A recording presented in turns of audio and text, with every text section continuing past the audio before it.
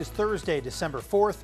Tonight we're taking a look at newly unsealed search warrants in the Saratoga Springs double homicide case, what investigators found earlier this year and how it could help lead to a potential suspect. But before we get there, we've got to take a look at the forecast here. Snow already starting to come down in parts of the state. For that, we head things over to meteorologist Sean Kelly with our first alert forecast. Look at that winter wonderland, Sean. Right on cue, right, for portions of northern Utah right now. That snow moving in here. It's still pretty light to moderate, but in the Box Elder County area, dealing with some light to moderate snow at times across the I-84 section, and likely reaching the valley floors here, I think by 9-10 o'clock here, including the Salt Lake Valley. You can see those snow showers moving in. It'll take a little bit for it to reach the valley floors, but yes, the radar is becoming quite active, and this will be filled in pretty nicely as we head into tomorrow morning's commute. You could see probably about 30 minutes or so away from reaching the valley floor in the Brigham City, Ogden area up through Cache Valley. These areas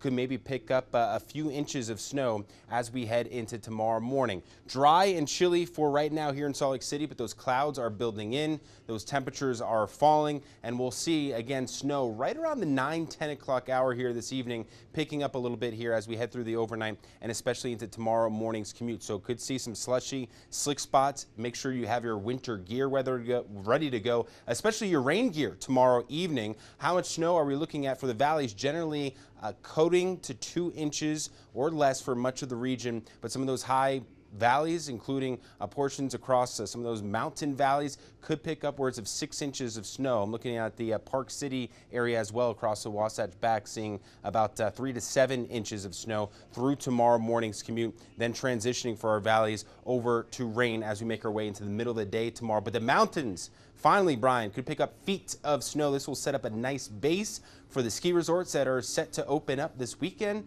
We'll talk about more of that coming up in the next few minutes. All right, thank you, Sean. Exclusive new information and evidence related to a double homicide investigation in Saratoga Springs. It's been more than 8 months since Jessica Lyman and her son Eli Painter were found shot in a bed in their home. Both Lyman and Painter died. I obtained 4 warrants signed in May, unsealed late November. They were served on a property in Cedar Hills belonging to a family member. 2 pieces of evidence stands out here. The first, flip-flops. On April 23rd, investigators found a right-footed Nike-style slider shoe at the scene in Saratoga Springs. Now, detectives noted that the slider appeared similar to the shoes worn by a masked suspect seen walking through the neighborhood on various doorbell cameras from March 28th.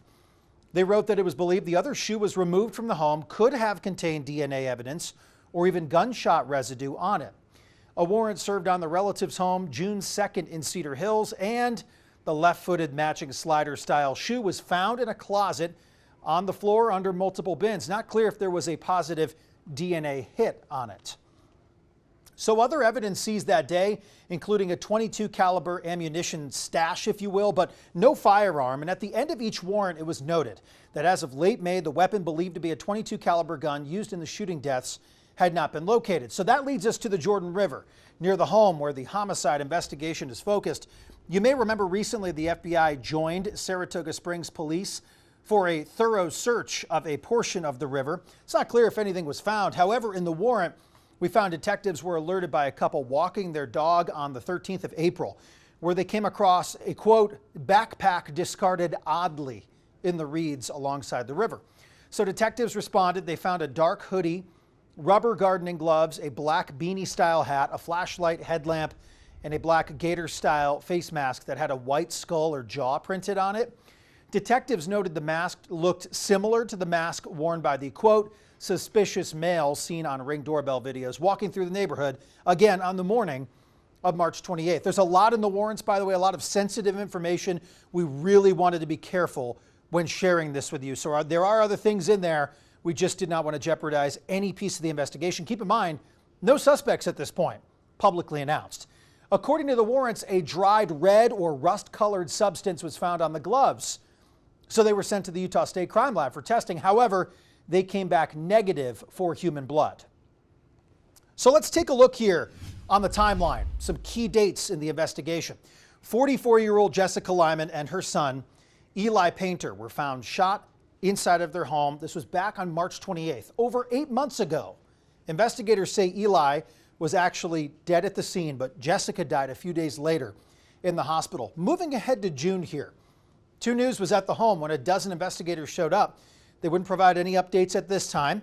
Then in July, more search warrants that we found were unsealed, revealing evidence involving Jessica Lyman's 15-year-old son that was found at the scene. By the way, there was a lot of writing in those warrants that we did recently obtain about the 15-year-old. However, last month, the FBI joined the investigation, searching the Jordan River and the area around the home for about 4 days.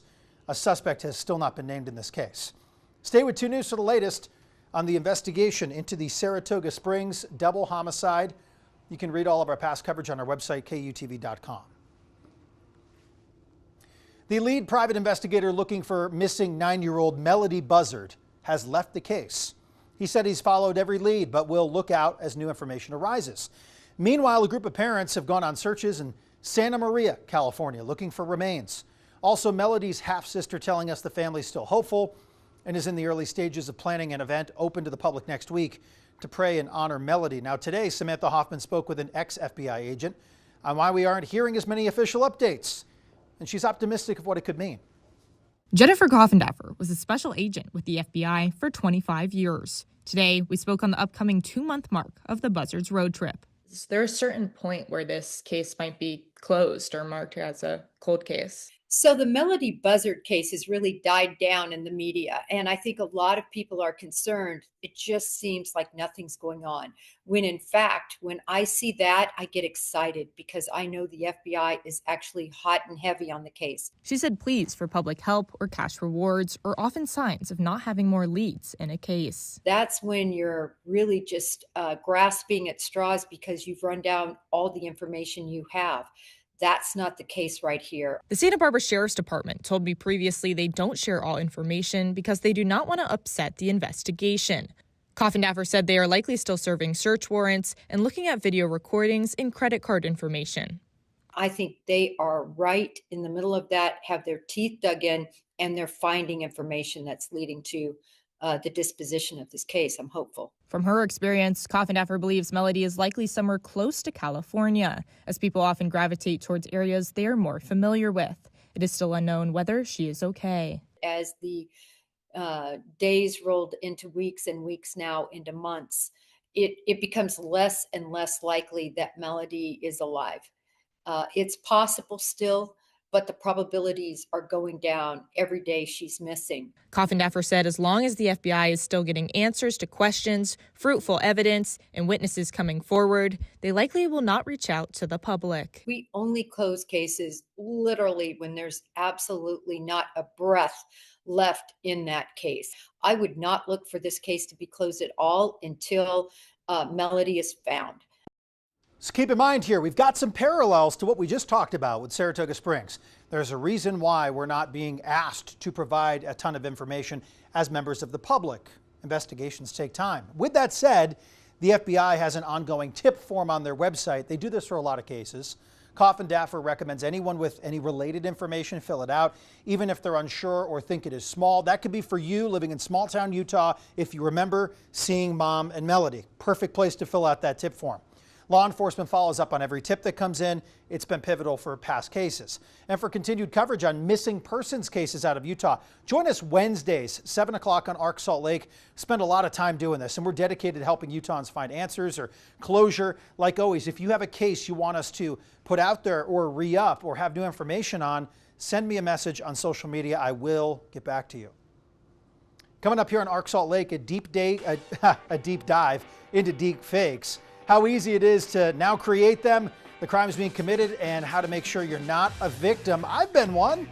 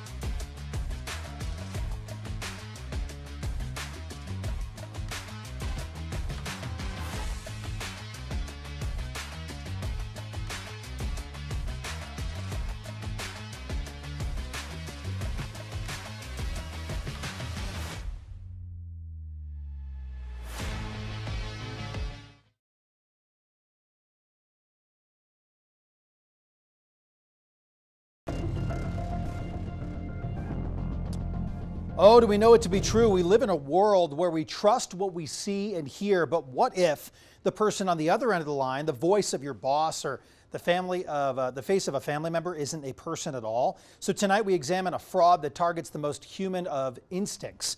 It's a technology so advanced it can turn your own identity against you. Here's Lisa Fletcher. Hi, this is Lisa Fletcher, an investigative reporter for Sinclair Broadcast Group. This video may not be perfect, but it is entirely AI generated. That video was created in less than 3 minutes with a single photo and 3 seconds of my voice. Anyone from, the 8-year-old to the 80-year-old can create a realistic deepfake attack in just a few minutes. Good enough to fool a government agency?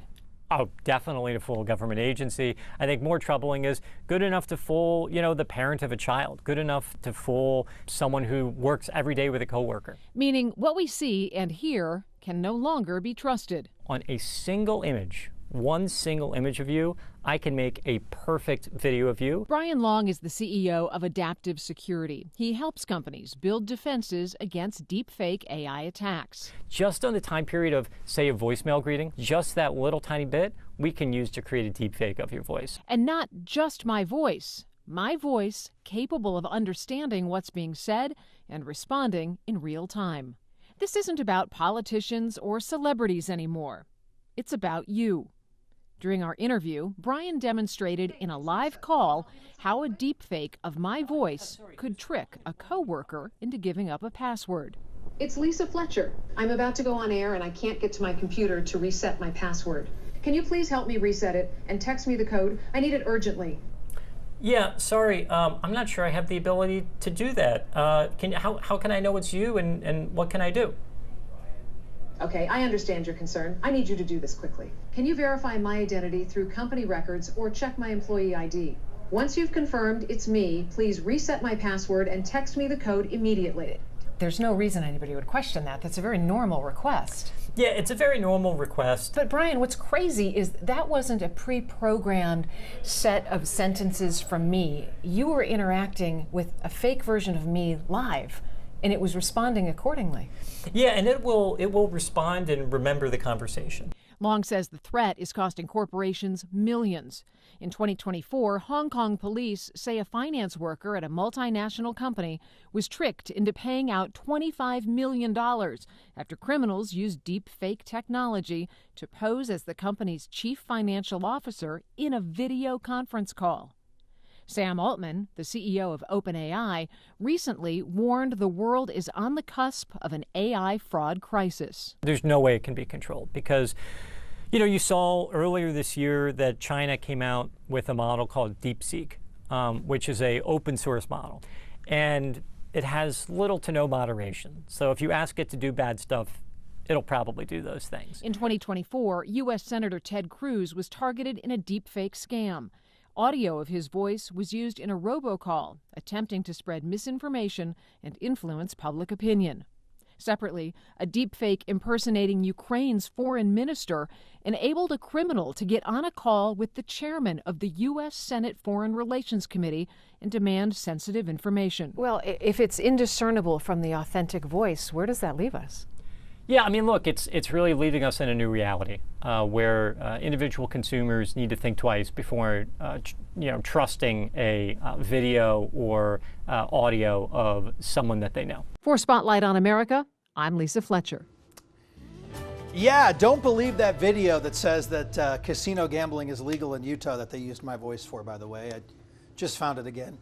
No deep fakes here. We're finally getting a little something what we need. Happening in northern Utah right now, happening at a couple ski resorts. We're so back. We are back. So back. And it's looking so back. Looking pretty. So back. Oh, two more. There we go. Looking pretty significant too. Yeah, this is going to be the first big storm of the season. Could see feet of snow, Brian, as we head through the weekend.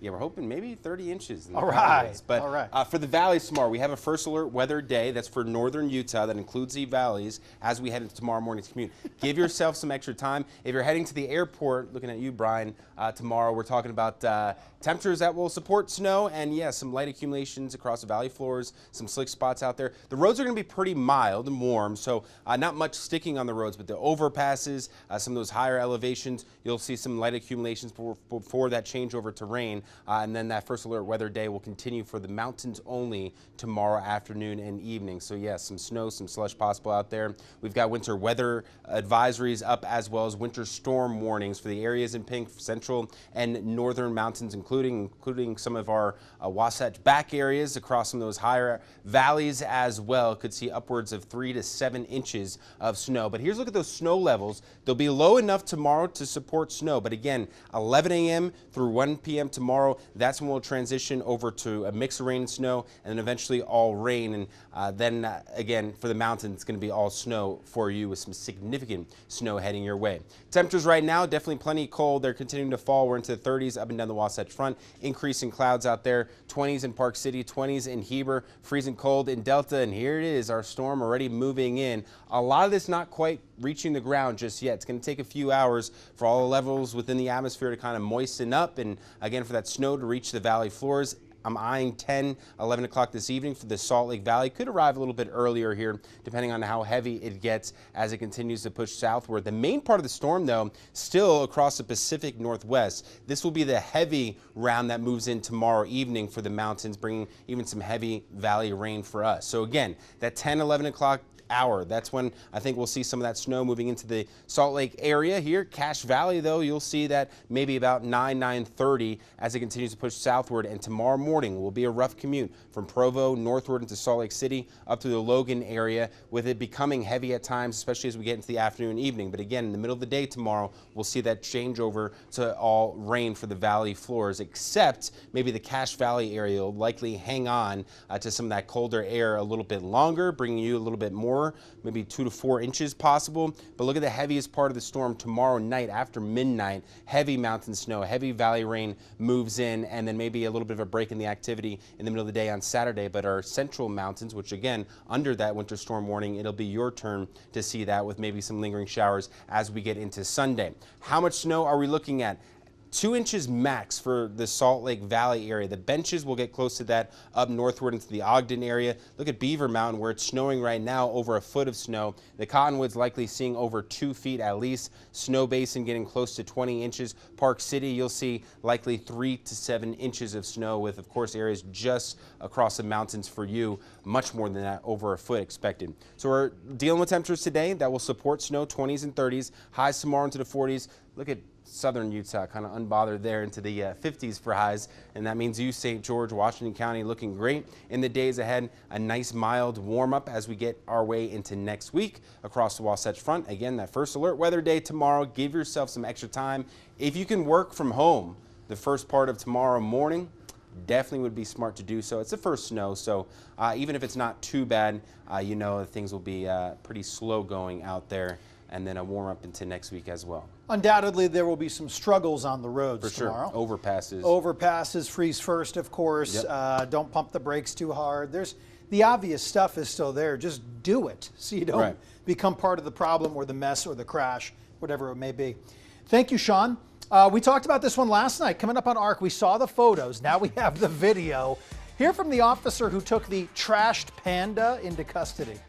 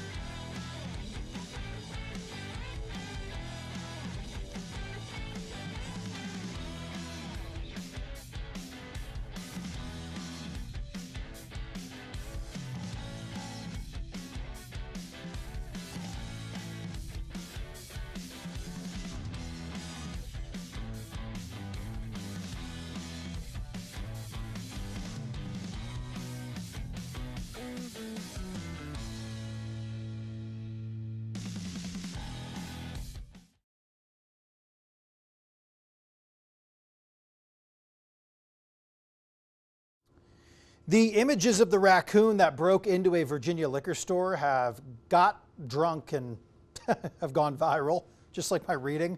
And now we have the video from inside the store. That's all I care about. I know, we wanted this, and we got it here for you. You see the animal in the path of destruction. At one point climbing, then falling off a shelf. Then it ends up passing out on the floor of the bathroom. One of the animal protection officers who responded shares what she saw. We walk in the back and we first discover that there's broken bottles and alcohol all strewn over the floor. So obviously I had to take a picture of that because that's hilarious. And then he walks me back to the bathroom where we recover the raccoon.